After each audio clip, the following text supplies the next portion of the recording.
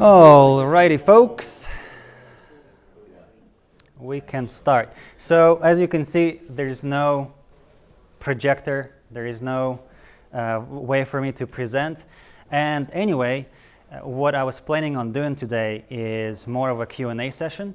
So I hope that all of you brought a lot of questions about online marketing and SEO and PPC, social media, anything and everything.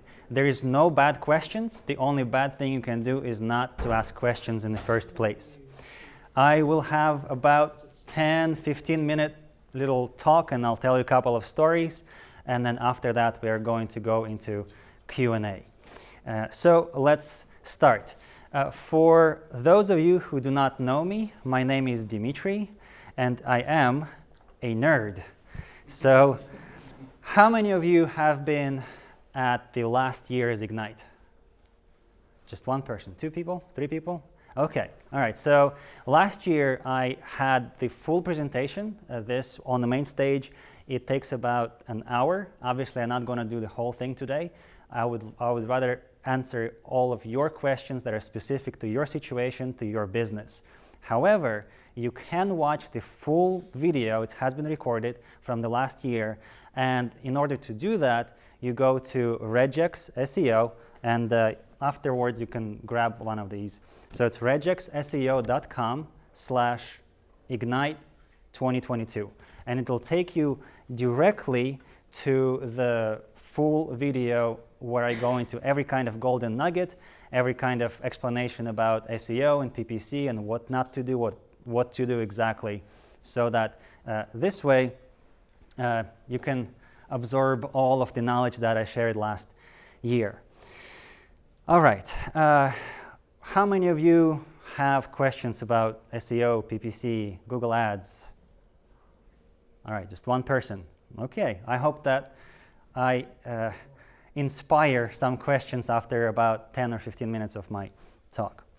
All right. So if you're not familiar with the world of online marketing, or if you have had bad results, maybe you were not satisfied with those results, you are in the right place. My job is to inspire you to invest into online marketing and answer whatever questions you have about your business specifically. So even if you have had great results or maybe decent results and you're looking to take your online marketing to the next level, then you are in the right place as well. Let's start with the basics really quickly. So I hope that all of you have business cards. I hope that most of you have wraps on your vehicles, on your trucks, on your work vans. Now imagine this. Let's say you paid somebody to design business cards, you paid somebody to do the wrap on your vehicle, and then you put the business cards in a box, put it in a closet and never touch it again. Or if you wrap the car, all of your vans, and then park them in the garage and they never see a day of light.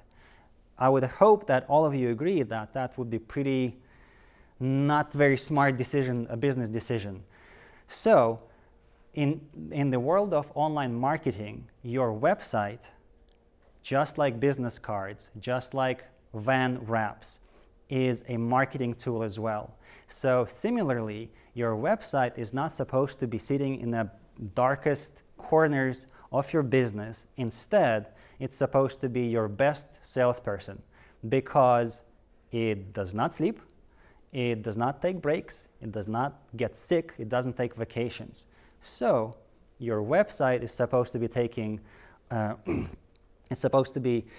taking all of those visits to your website and converting them into leads and therefore sales.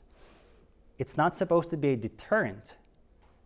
Quite the opposite, like your salespeople, it's supposed to be an inviting place, so that whenever anybody who heard about you gets to your website, they at least give you a call.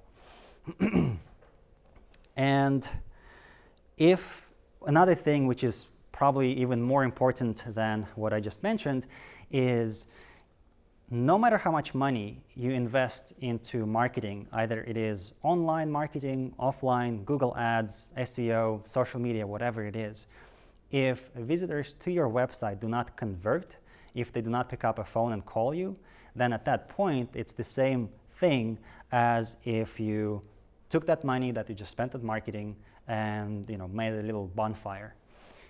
It's just going to be a complete waste of money. So how do you get visitors to your websites? There are plenty of different ways. There is online portion, there is offline portion.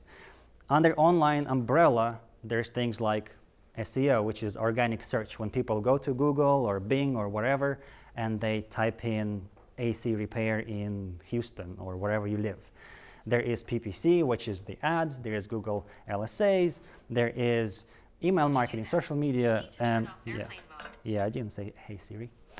It always does that to me. Whenever I say AC repair, it says, hey, I'm here. Anyway, so there's that online part and there's offline part. Things like direct mailers, things like print advertising, billboards, TV ads, and so on and so on and so on. Today we're going to be concentrating on the online part. That's what we do. I'm sure you, and I hope that you have great partners for the offline advertising. However, one of the questions that I get asked a lot is this. If you have to, your budget is limited, I'm sure. If you have to choose between all of the different marketing campaigns and all of the different marketing activities, where should you invest first? Not in general, but first. And I always say that the first place should be online marketing. And it's not because I run an online marketing agency. The main reason is because it's 100% trackable. If you pay for an ad on TV, or if you pay for a radio spot somewhere, then how do you actually know? There is no way to know for sure how many people, when the TV was on, how many people actually sat down and looked at the TV. Most of them have it as a background noise. So you can't truly, pretty much never, understand how many calls, how many leads, and how many jobs any of the offline marketing activities bring you. In the online world, it's exact opposite. You can track from the very, very first what people searched on Google or Bing or whatever to what page on the website they landed, if they made a call, if it was a qualified lead, and if it became a sold job. So therefore, you can actually understand how much money you made from all of this online stuff, from each individual campaign and each individual activity, and you can understand how your ROI was. That is the reason why I always recommend to start with online marketing first.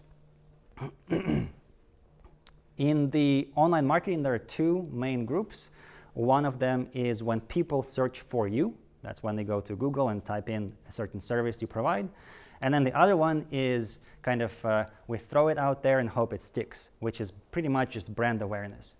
Social media is that. Nobody goes to social media on Facebook and types in AC repair near me. That's not how it works.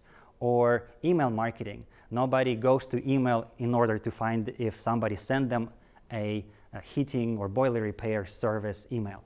And things like any third-party website advertising, that's going to be, you just throw out there and hope it sticks. How would you find out? How do you know what is going to work for, or maybe have worked for you, for your specific business, and which of those campaigns or activities is actually working for you? That's where the data comes in. I'm a huge data nerd. What I always say is don't trust the gut, trust the data, because 85% of that gut feeling is just indigestion. So from that perspective, always look at data. In the online marketing world, because everything is 100% trackable, you can go back if you have been investing, or going forward, you can start tracking and understand what the actual ROI was. And when I say actual or true ROI, it means not how much money you made versus how much money you spent, but how much net margin you made versus how much money you spent. Because otherwise, it might look good. However, if your marketing budget takes all of your net margin and then some, you're still, as a business, going to lose money. There has never been a company that went out of business because they were negative in terms of net profits, and they left a 5-star review for their marketing agency because they were great in terms of SEO or PPC. It's all about net profits at the end of the day.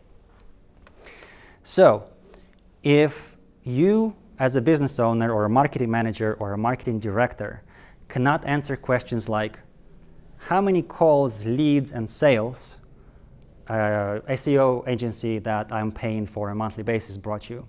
If, as a business owner or a marketing manager or marketing director, you cannot answer a question of, I just paid $10,000 for this magazine ad, how many calls, sales, and leads I got from that ad. If you don't know it, that's a big problem. And that's where you have to start tracking. And just start somewhere. If your head spins about even thinking about that stuff, if you are not friendly with the numbers and data, well, then just find a friend who's a nerd. That's going to be your answer there. Or hire that friend or marketing manager that will do it for you. I'd like to share a bit of a story that I hope will give you a bit of a perspective for the two main online marketing channels, which is SEO, organic SEO, when people go to Google or Bing and the organic results, versus PPC, which is the paid ads. I live in New Hampshire now, and we have a pretty big property. It's wooded, it's pretty. In fall, all of the leaves change color. So last fall, me and my wife were walking on the property, and we decided to make a little fire. So like, hey, to spend the evening, let's just build a little pit fire, and so that it's cozy. So I ran around, grabbed a bunch of different branches, piled them up, crimpled some newspaper, threw it in there, lit it, and then nothing happened. So I was thinking, all right, probably the branches are just a bit wet. It needs a kickstart. I went into the house, got the starter liquid, sprayed it all over, lit it. It all started very nicely, a lot of fire, almost looked like my last attempt at cooking in the kitchen, and then it just went out. So I'm thinking, all right, it just needs a bit more starter fluid. Not starter fluid, what's it called? Lighter fluid. I added more, lit it, and again it started up and then died down. Only after the branches dried up enough to catch on fire, that's when the fire started actually going. So, in the world of online marketing, paid ads like Google ads and Bing ads are like gasoline on fire. And SEO, organic SEO, are your logs. What does that mean? PPC, or paid search, is when you spend money, you hopefully get something out of it. The moment you stopped pouring that lighter fluid or gasoline on the fire, all of that work that you have done in the past, creating campaigns, landing pages, ads, whatever else, it just disappears. And the SEO, it takes a little bit to start going. However, after it does go, it'll keep producing results for you for a longer time, as long as you throw one of those logs once in a while, a bit of optimization. So if anything from this short presentation, what I want you to take from it is this saying: paid ads are like gasoline on fire, and SEO is the logs.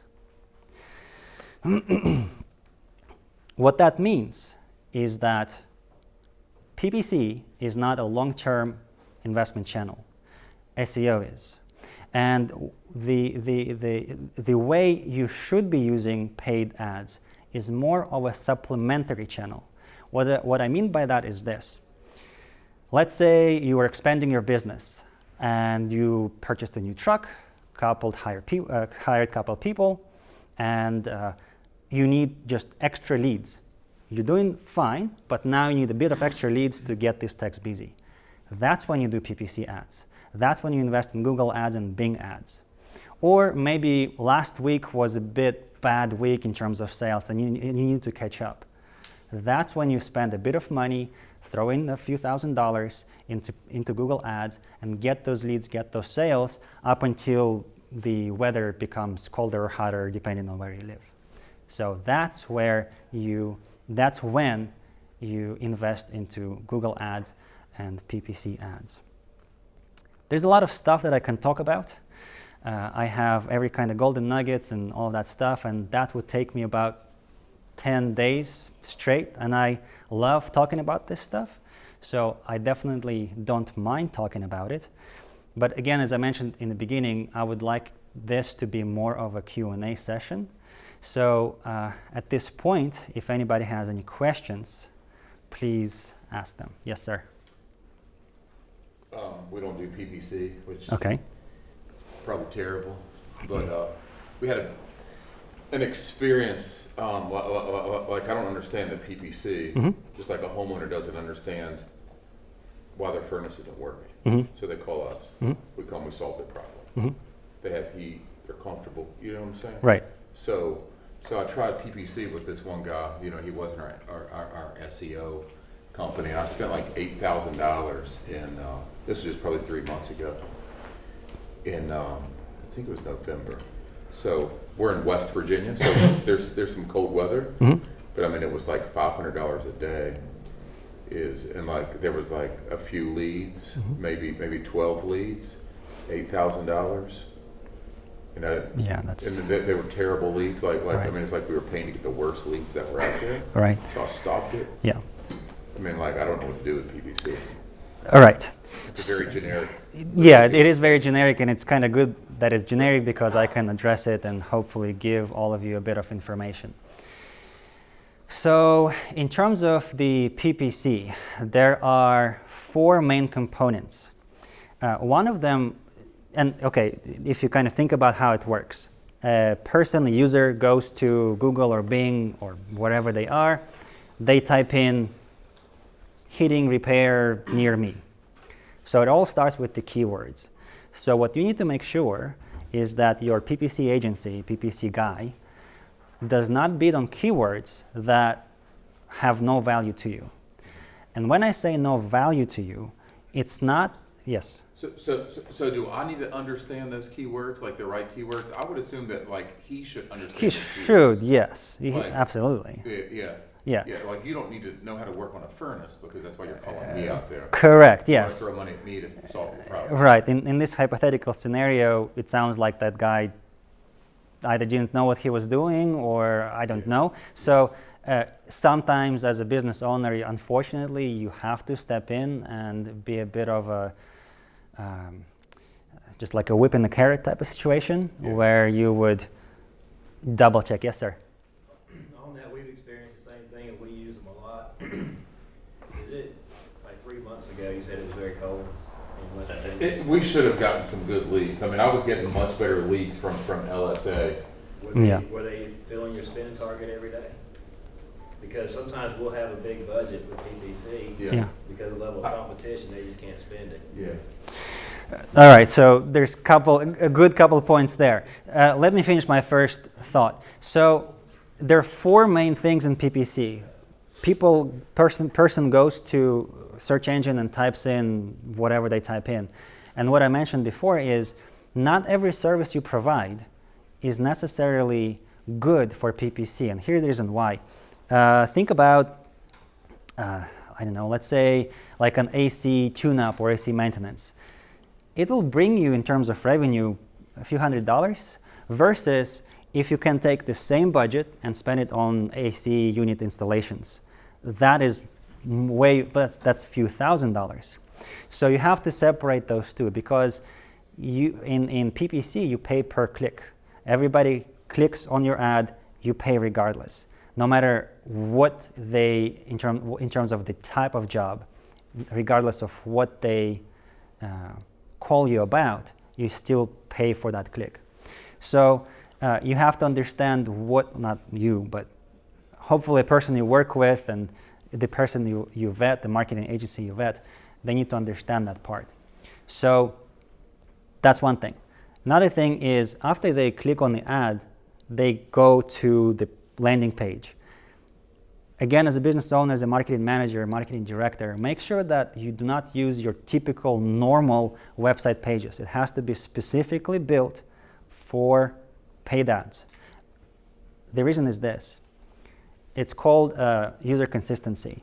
If I typed in boiler repair and the ad says, we provide boiler repair, I know that I'm in the right place. After I click on it and then I go to the website landing page, it should also say boiler repair in this area. And now all of a sudden, if I click on the ad and it takes me to your contact forms, like, am I in the right place? I'm not sure. I'm just going to go and leave, and you just wasted your cost per click.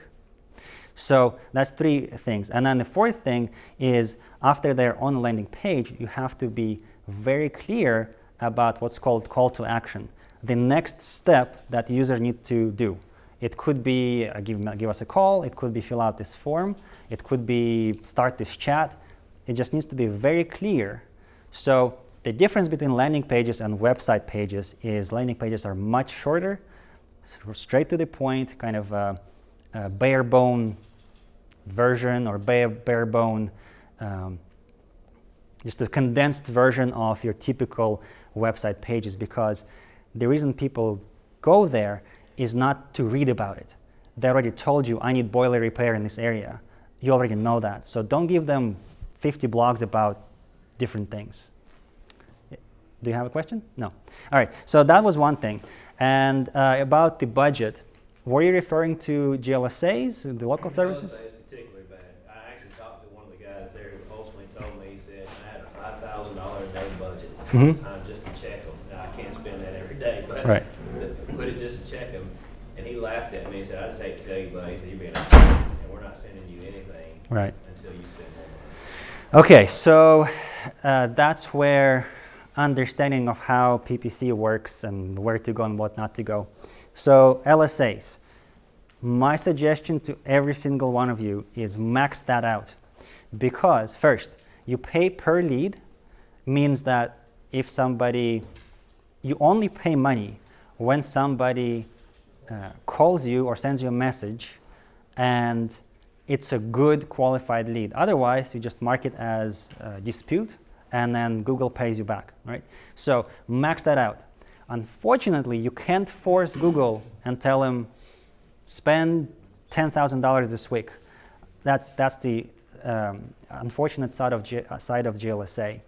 So you have to max it out as much as you can, because again, you pay per qualified lead, which is what we all want. And typically we see anywhere between, in smaller towns, like $500 what Google can spend, to about, I think the most we've seen, about $8,000 in a month, but it's in like a huge city. So max that out first. Then everybody will tell you, go do Google ads. I say check Bing ads first, because we have seen it, and it's crazy. One of our clients, pretty much single of our client, whenever they, hello, come on in.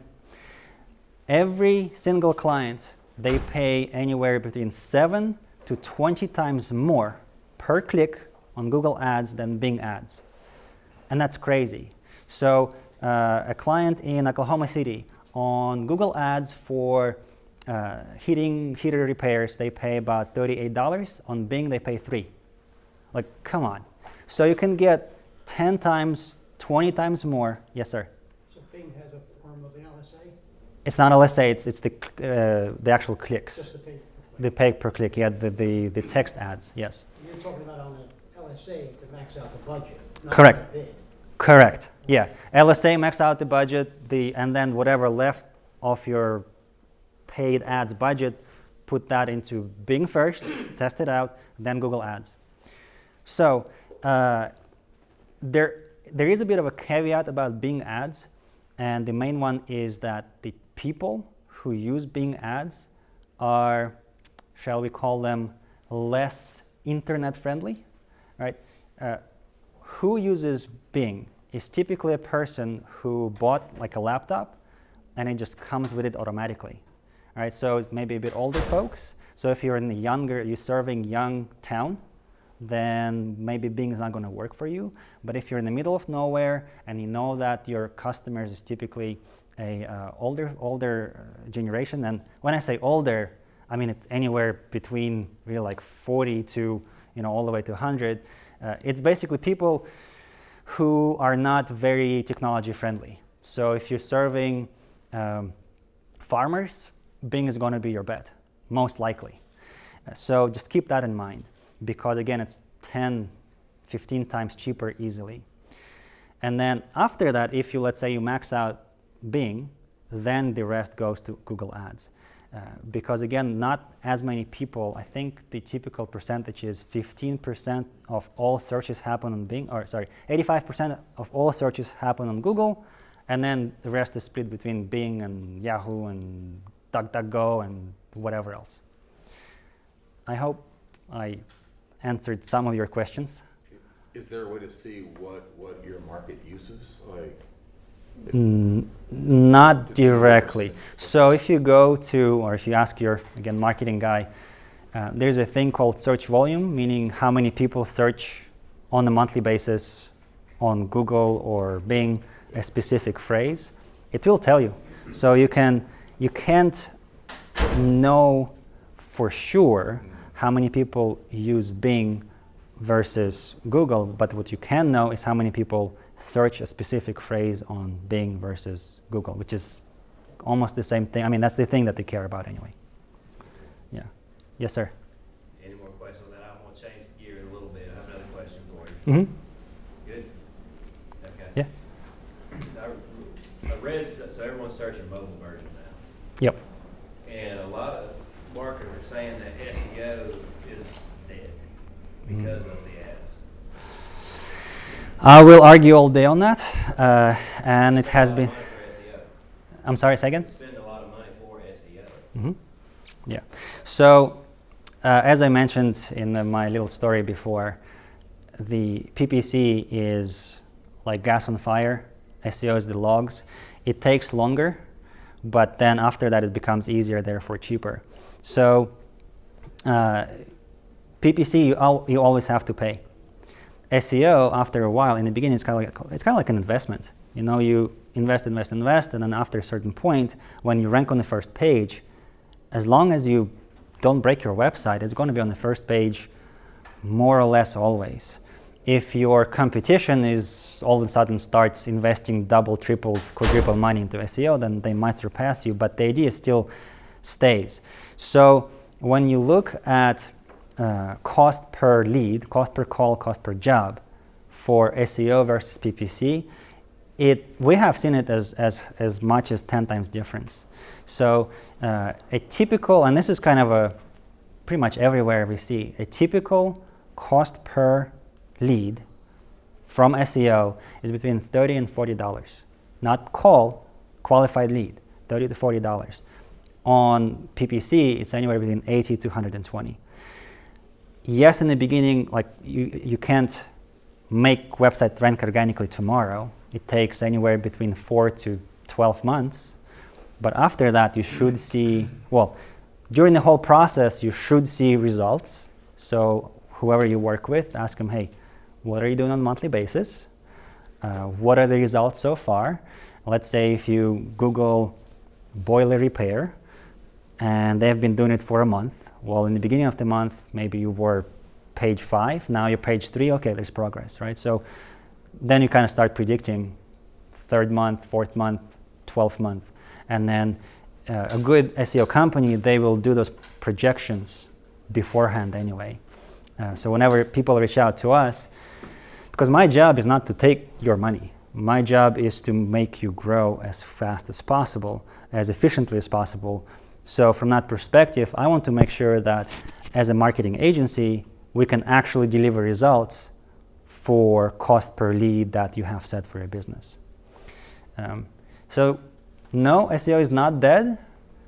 I'm sure there are plenty of companies that are not performing well, but Hiller, trust us.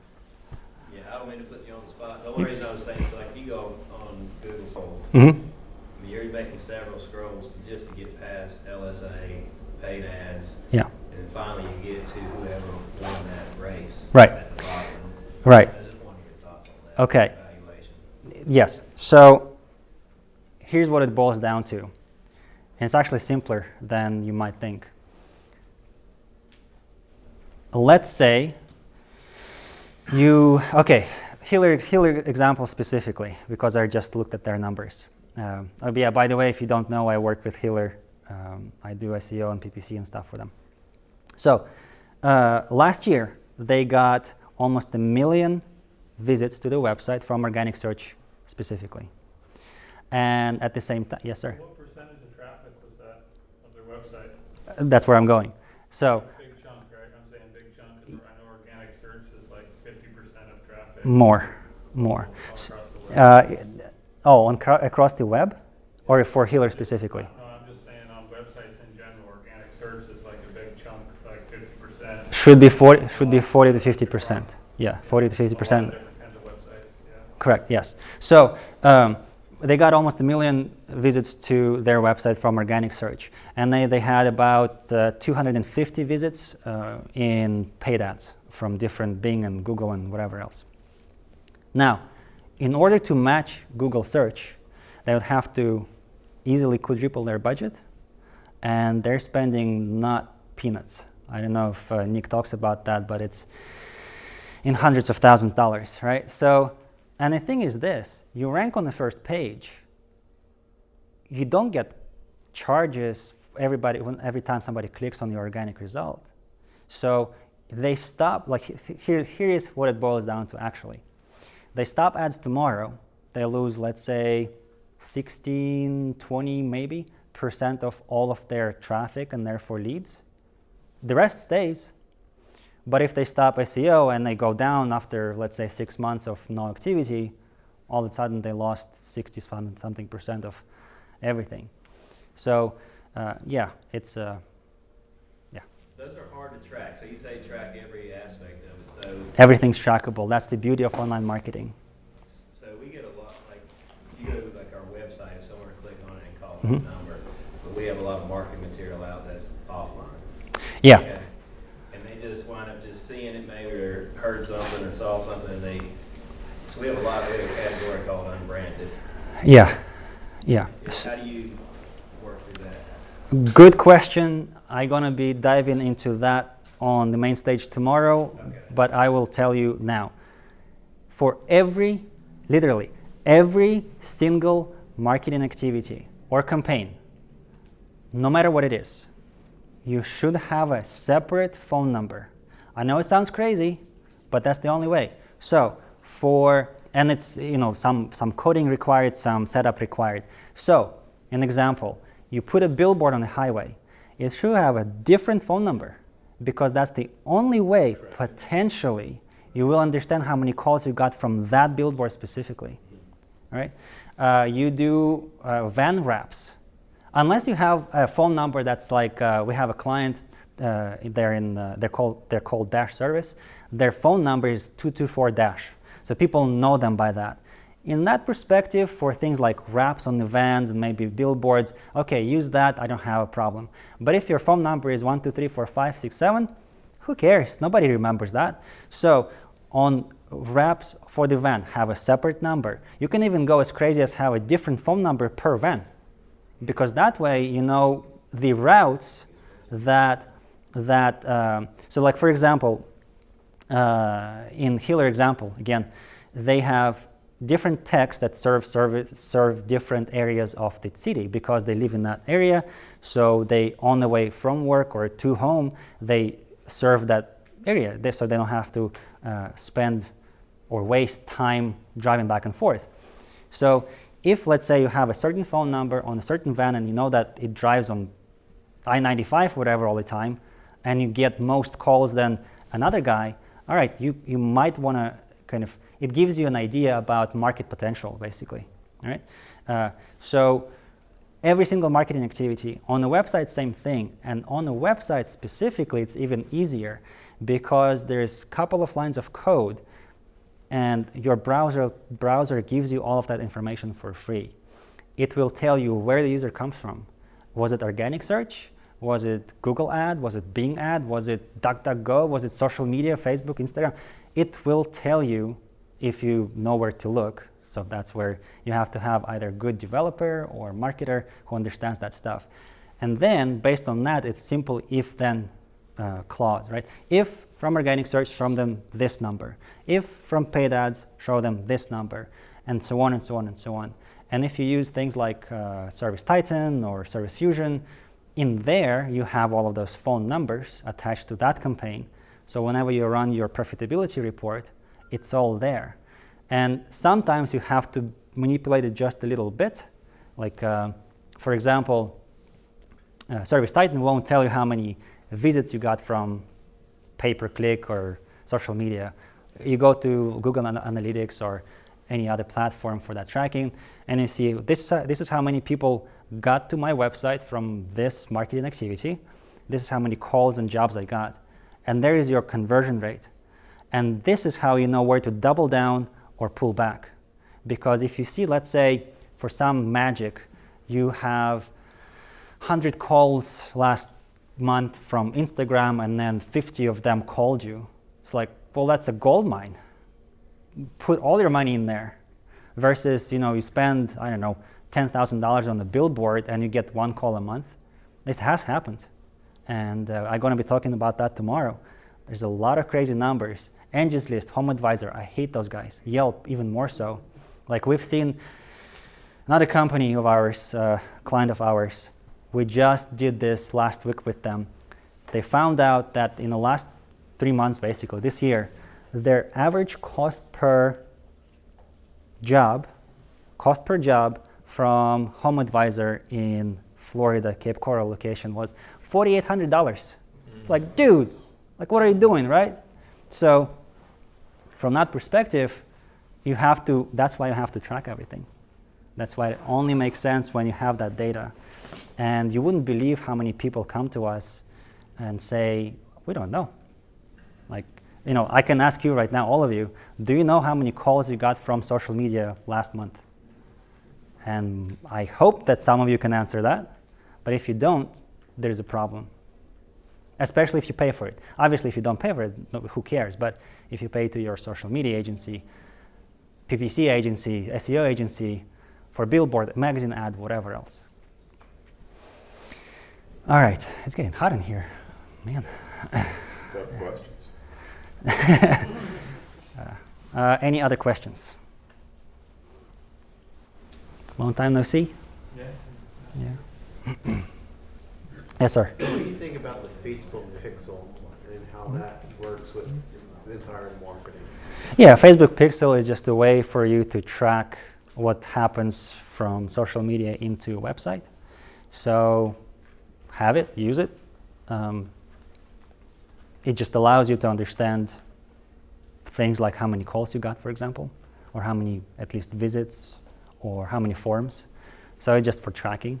Okay. Yeah. Yes, sir.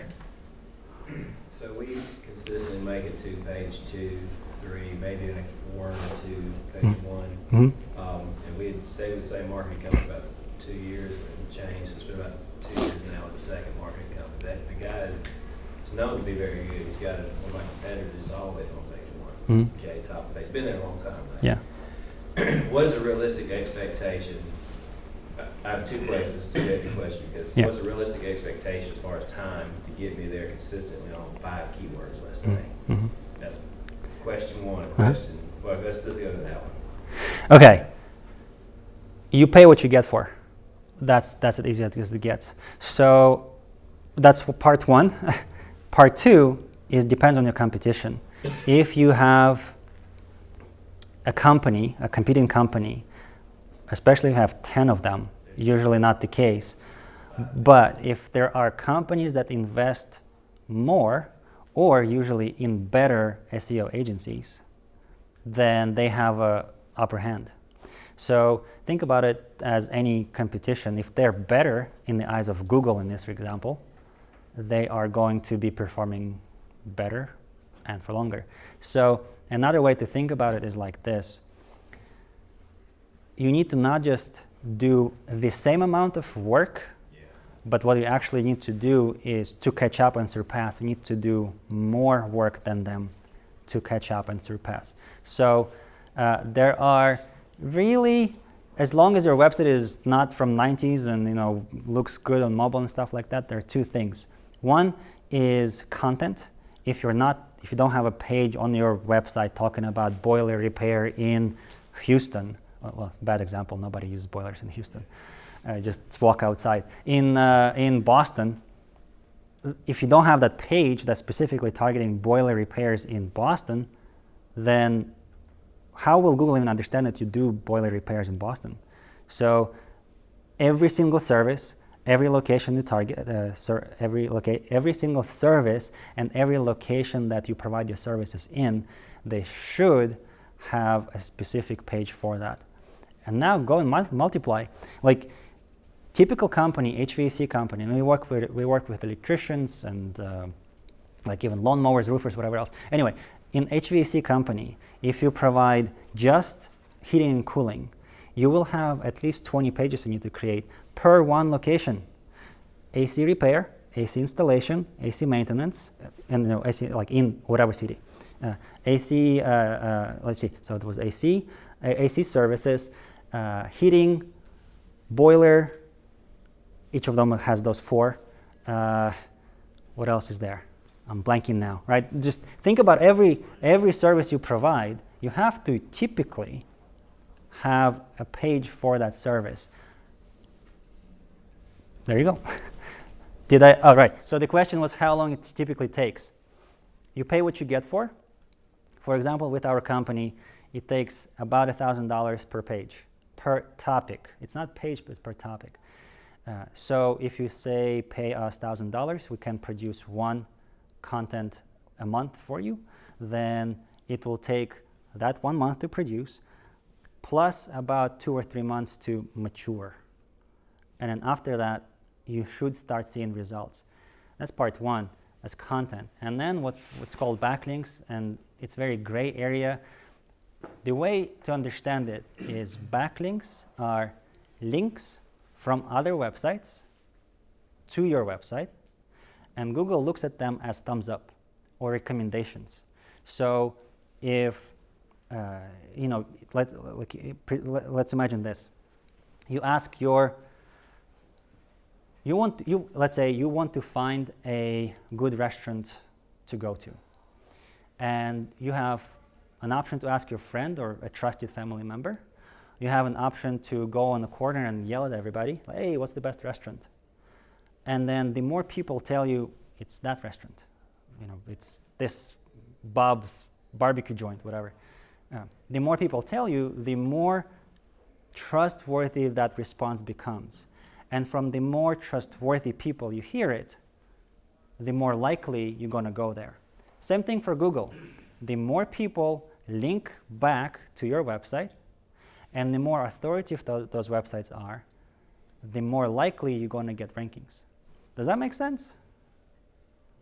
Yes? Okay, so there you go. And sorry, one more thing. And again, it's about competition. If your competitor has 100 links and you have 1, you don't have any chance. You need to get 200 or so, and then most likely even more, considering that your competitors stay in the same spot. Usually they don't. They go forward.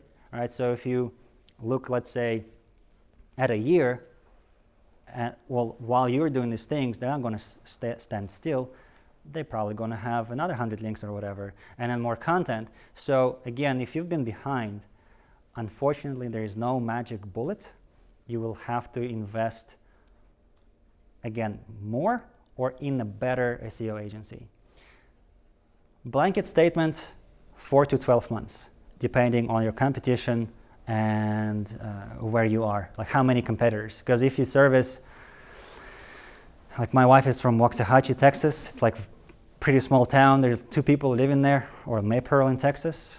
Like there's 1 company servicing, so by default, your worst case scenario, you're going to be number 2 on Google, right? So, but then if you're in Houston, we have, I think last time I checked, 7,000 HVAC companies in Houston. So competition is fierce. Would you want to pull a few companies up like, of us Sure. folks in the room just to see what you think? Like, Are you? Are you?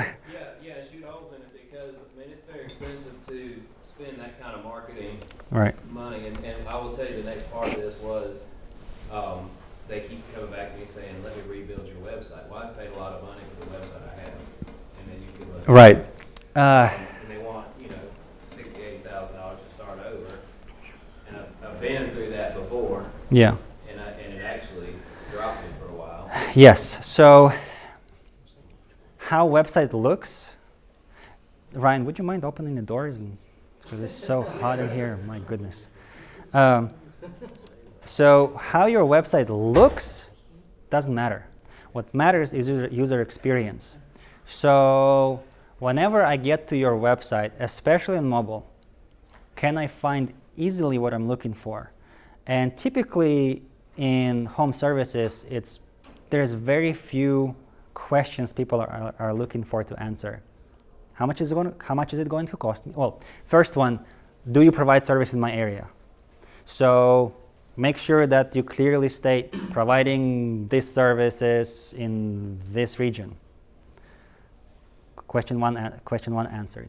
Question two, how much is it going to cost me? Give them a range. Typical boiler maintenance is between 100 and 1,000, like something, right? Third one is, can I trust you? That's where your awards, reviews, testimonials, pictures of customers, anything of that nature. Give them that first at the top of the website.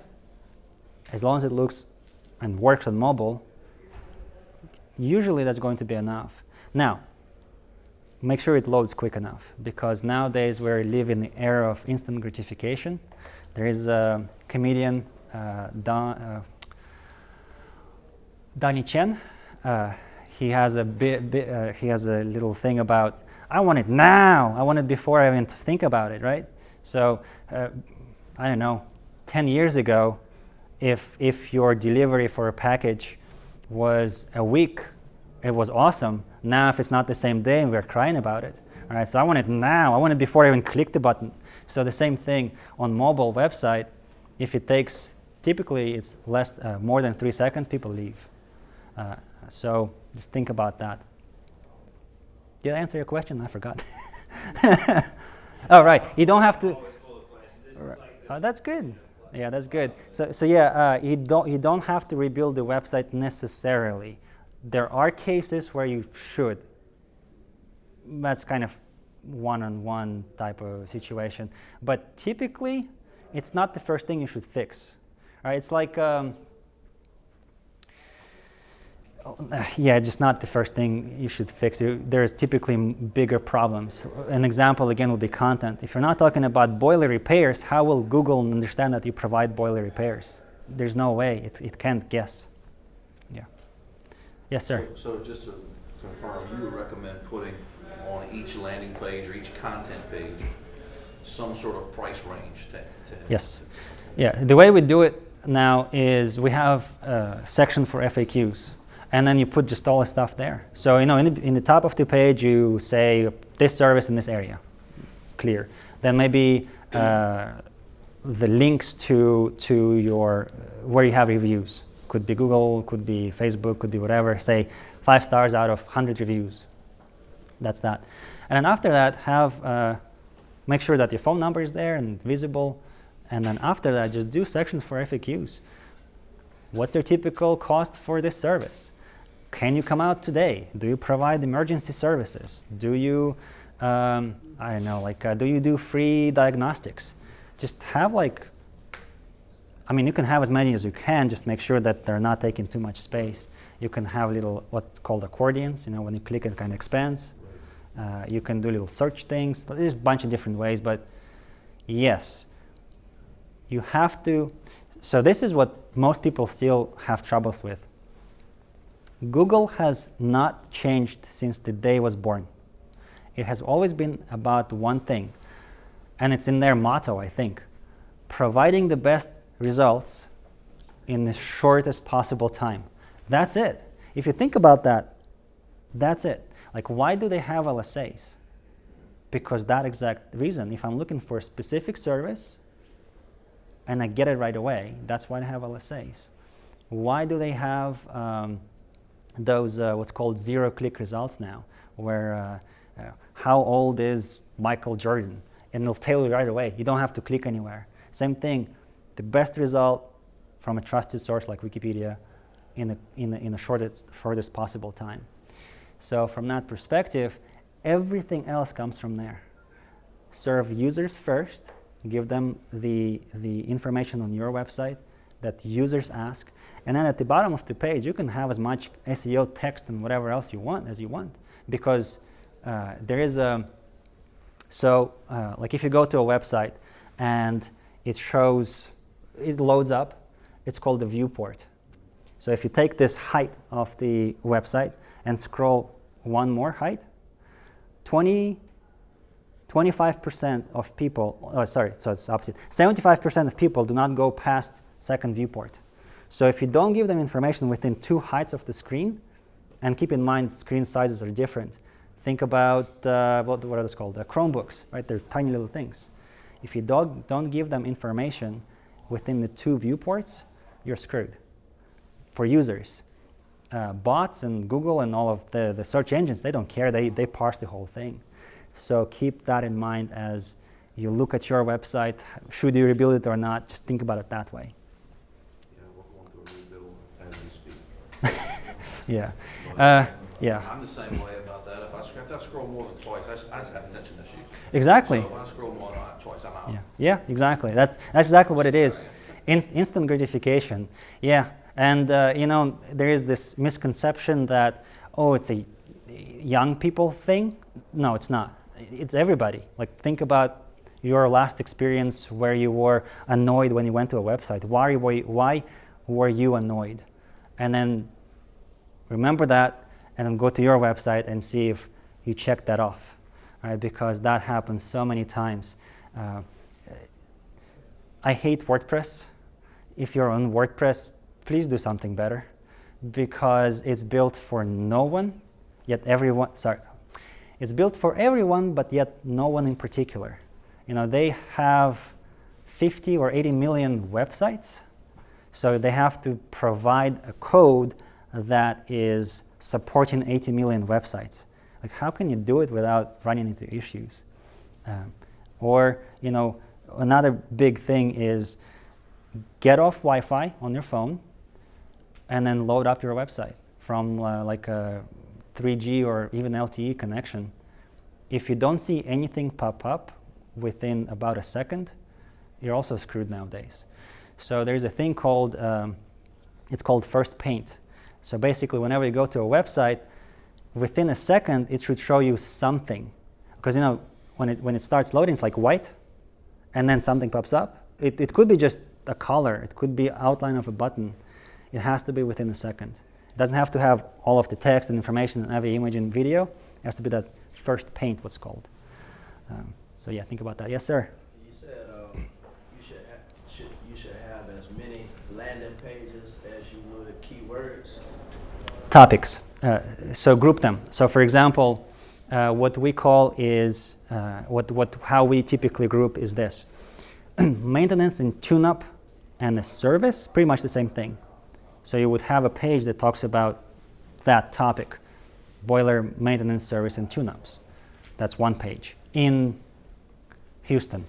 But then there is a town called Magnolia, which is in Houston area. You should have boiler is bad idea, but you get the idea. So per each town you service or serve, and group them into topics. It's called single topic pages. So for HVAC companies, it's usually maintenance, tune-up, and service. That's one. Then installation and replacement. That's 2. Then repairs. And what's the 4th one? Oh, emergency. Emergency should be separate, typically. There you go.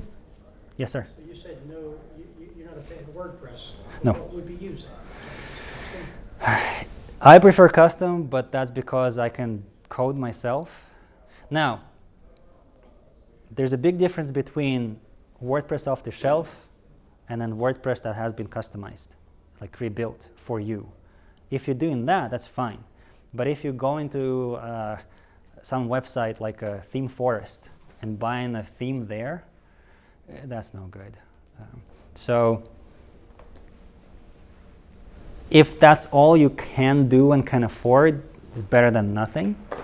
Definitely don't go and do Wix or Squarespace, because those things are the worst thing for pretty much anything in terms of marketing. You can't customize them.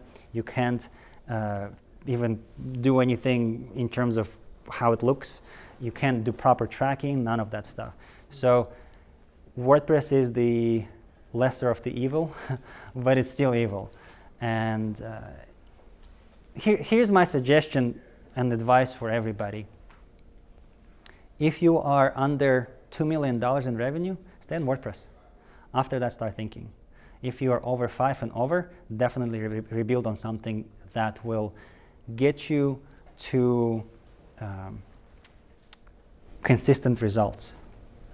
And that's the thing. Yes, sir? What do you recommend for that? The platform to rebuild? Yes. I usually say custom, and custom could be on anything. Again, if you have a good WordPress developer and they basically strip the core down, then it's WordPress, but it's custom WordPress. I'm okay with that. Or it could be, yeah. Okay, big difference. And just, I don't know if your situation, but custom design has nothing to do with custom core. No, it's custom written, I guess. Right. Yeah, and yeah, just you need to. The test is this: does it load quick? And then can you do any type of tracking you want? So can you ask your developer, say, hey, I want to build in that phone substitution per each marketing activity. Can they do it? You're fine. And if it loads quicker than 3 seconds, you're fine. The rest is kind of up in the air. And then also it depends on features and whatever else and everything under the sun. Yeah. Yeah. Yes, sir. And how does the ADA compliant fall in this website? How does it even work? Right. I myself don't worry about that. Maybe to a certain detriment. But for example, Healer website, it's not ADA compliant. It doesn't have or fully ADA compliant. Here's my take on that. There are other tools, plugins, browser extensions, PC programs that will do that 1,000 times better than any coder for the website itself, because that software and plugins and whatever else, they're built for ADA, for blind people, or for people who have trouble, like really bad vision or hearing. Well, I guess hearing impairment wouldn't fit in, but they're built for that specifically. And if there's a company that's investing millions of dollars into that software, of course it's going to be better than Dmitrii from New Hampshire trying to do it for them, right? So that's my take on that. There are, like WordPress has a plugin. If it works okay, sure, have it. I don't care. But I wouldn't say spend 20 grand on it, right? Well, no, until you get sued. Sued, Some of the lawyers are direct ADA uncompliant situations. I have not heard of that. Not a website yet, that's what I'm saying. Oh. Yeah, I see. All over the place on everything else. Right. Yeah, I have not even heard of lawsuits about ADA compliance on the websites yet. Maybe I should look into that. I will. Yeah. Yes, sir. Back to backlinks. How often should you know how it is with talking to marketers, you kind of have to challenge them and then back off and challenge them and back off. Right. Yeah, you don't want to lose them or make them mad at you, I guess. But how often should you require them to backlink, to continue their backlink work? So they've done a ton on hours of edge today. Is that an ongoing process? Yes. Okay, so actually, the answer there is also simpler than you might think. Are you ranking number 1? No. You need to build more backlinks and more content. There you go, right? So again, it's comparison between competition. Do you have more and better content? If you check mark that, you're good. Then competition, you're good. Do you have more and better backlinks? Check mark that, you're good. Then there's 2 more things, which is user experience. So speed and mobile friendliness, all that stuff. As long as you're good, you don't have to be the best. As long as you're good, you're fine. And then that's the 3 and 4. So like the technical stuff, which is speed, and then the user experience, which is its own thing. One of the worst things for any website rankings or performance is what's called Pogo sticking. You go to Google, you type in something, you click on the website, and then you jump right back off. Google knows that. It's called Pogo sticking, and if enough people do that, you will literally within a day you will see that the rankings drop. Because what that signals to Google is there's a problem. People are typing in electrician in New York, click on the website, and the website is about puppies. Like, yeah, they're gonna jump off right back. So that's a big thing. And in Google Analytics, it's called bounce rate. So that's a similar thing. Typically 30% is kind of sweet spot.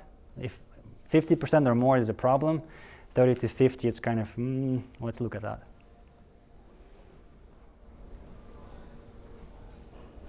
Any other questions? The maps. The maps. That's all SEO also. The maps, yes, right. So there is no such thing as maps, ongoing maps SEO. It really boils down to one thing, or 2 things. One is one time, which is make sure that your Google My Business profile, the thing that pops up on the maps, is optimized, meaning name is correct, address is correct, phone number is correct, description is good, and like within Google My Business, there is a thing for categories of services, what services you provide, make sure they are correct. You do it once, you don't have to touch it again. And then there's 2 more things which are super important. One is reviews. You have to get them constantly. It doesn't have to be thousands. So it's better like this. Here's how it is. It's better to have 1 review a day for a year than 365 reviews today and nothing for the rest of the year. It has to be consistent because, again, from the Google's perspective, they look at it and they say, is this company active? Are people constantly using them? Are they happy with it? That's how Google thinks. They can't, they're not people. They have to somehow algorithmically do it. So set it up once, have reviews coming in once in a while on a consistent basis. And then nowadays you can add those posts, like a Google My Business post, which is like social media thing. I wouldn't pay a lot of attention there. The thing that we use it for is, for example, monthly promotions, because it pops up. So if a person sees your profile and it says, $100 off repairs this month, it gives them another reason to click on your website, call you versus a competitor.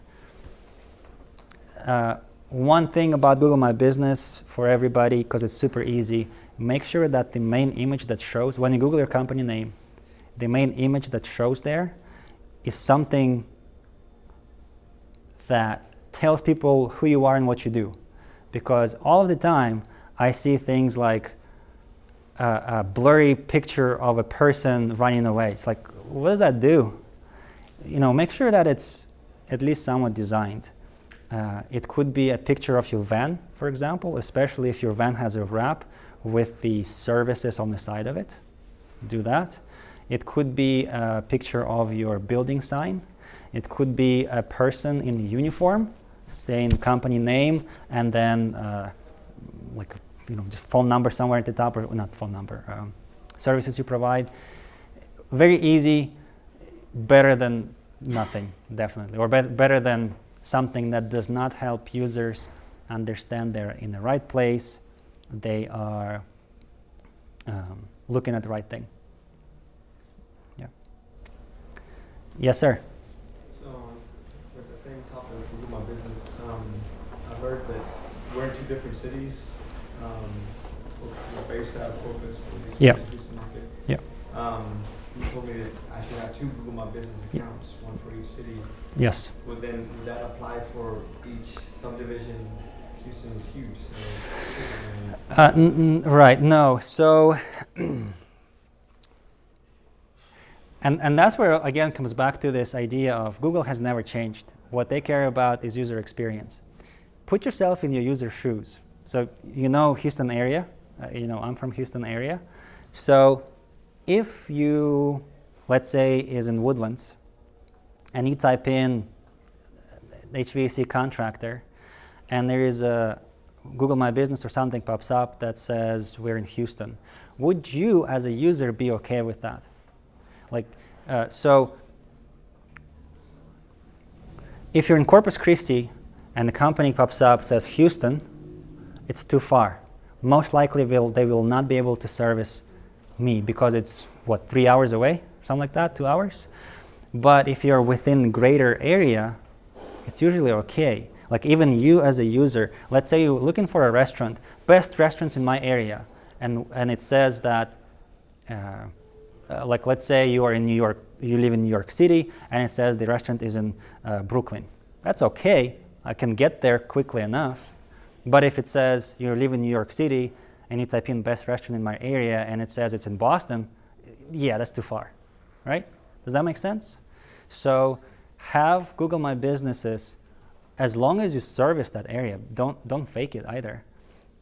Have it different Google My Business with reviews from local clientele. That's not a big thing. Don't fake Google Business, Google reviews, so that people who are in that area, they deal with that phone number, with that information about the business, read reviews from local people, and so on and so on. You would have to start earning reviews from both cities, reviews from. Correct. Correct. Yeah. Well, again, if you're servicing the customer in Houston, you tell them to go to Houston, Google My Business, and leave a review there, not for Corpus Christi. Like, think about it like this. You went to a Subway, like the shop, sandwich shop, that is wherever you live. And then a Subway owner comes up to you and says, hey, dude, we have a location in California. Would you mind leaving a review there? It's like, that's 2 different things. Different people working there, potentially different menu, and so on and so on and so on. You as a user yourself would not be comfortable. So again, put yourself in the user's shoes, and if you check those boxes, you're going to be fine. I feel like that's changed because when I started Google My Business, you had to put an address there. You had to, right? Now, Yes. you can go from different locations, I guess. So I don't know. I just want to make sure. Right. You're 2 different people. Yeah, so it goes back to the experience of it. If you're in commercial, right? Yeah, so in commercial space, it might be a little bit easier, but if you ask me, Corpus Christi and Houston are too far away. Like if I have a business and I want an HVAC tech to come out, and I know they're in Corpus Christi, it's weird. But like let's say marketing agency, we're all online. Does it matter that we're in Houston or Boston area? You can get on a call with me. It doesn't matter. Physical presence is not required. So whenever physical presence is required, whenever from the user perspective it's not weird, you're okay. So put yourself in user shoes. Ask them. That's the biggest thing too. Like just talk to your people. Talk to your customers. Like, hey, a person in Houston, would it be weird if I ask you to leave a review in Corpus Christi? Or if you saw that we only have Google My Business in Corpus Christi, would you call us? That's probably a better question. Well, to me, it's been like we have reviews on the same Google My Business from both cities. Mm-hmm. We were even up in Dallas, and it wasn't a big deal back then. 10 years Right. ago, somebody called Google My Business. I think it was called. Yeah, it was called. Yeah, it's something different. Yeah. So now I feel like now somebody raised this issue to me. Mm-hmm. Now I feel like I need to open up a new Google My Business, 10-year-old company, and then earn new reviews. As long as it's truthful. If you have a location in Dallas, do it. If not, don't force it. Like, again, if you based out of Houston or Corpus Christi and you happen to serve Dallas, that's okay. Just be very transparent about that. We serve entire Texas. There's even a way to do that on Google My Business. You can say we serve this area. And as long as your customers or potential customers are okay with that, it's fine. Like, think about a lot of folks, a lot of business owners get stuck in this industry blindfolds. Like, think about it like this. An architect, you want to build a custom house from specific material. Would it matter to you if they're located somewhere else? Most likely not, because if you want the best. Think about same and extend that to your industry. If you serve a very specific, like you're expert at something very specific, some kind, I know, brand of equipment for commercial places, and you work with this only and you're known for that, would it matter to a person in California that you're in Houston? No, because you're the best in the country. They're going to call you. But if you're just another company, and from that perspective, it might be a bit weird. So yeah, just think about it that way. Yeah, you're welcome. Any other questions? No? I know that we are getting close on time. I'm here. I'm happy to talk to you. I can talk about this all day long for 2 weeks straight. If you'd like, grab this. There's a link here. So the link is regexseo.com/ignite2022. That's for the last year full talk.